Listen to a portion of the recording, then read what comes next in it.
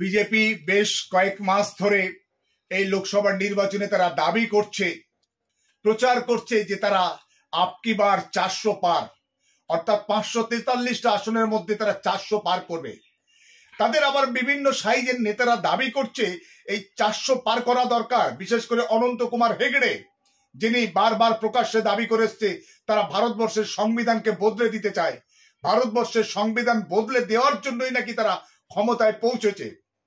এই সংবিধান বদলে দেওয়ার জন্য নাকি 3/4 সংখ্যাগরিষ্ঠতা দরকার, তাই তাদের 400 পার করার এই স্লোগান এবং 400 পার করার তাদের টার্গেট। কিন্তু আমি মনে করি এবং বিশ্বাস করি তারা 10 বছরে, বিশেষ করে 2019-এ তাদের যা আসন পাওয়ার সর্বোচ্চ সীমায় তারা পৌঁছে গেছে, সেখানে তাদের পৌঁছবার, অর্থাৎ তারা 300 কিছু বেশি তারা আসন জিতেছিল, কিন্তু সেই জায়গায় আর তাদের পক্ষে পৌঁছবার সম্ভব নয়। বিশেষ করে গোবলয়ে সেখানে 225টা মতো আসন আছে। আজান হচ্ছে।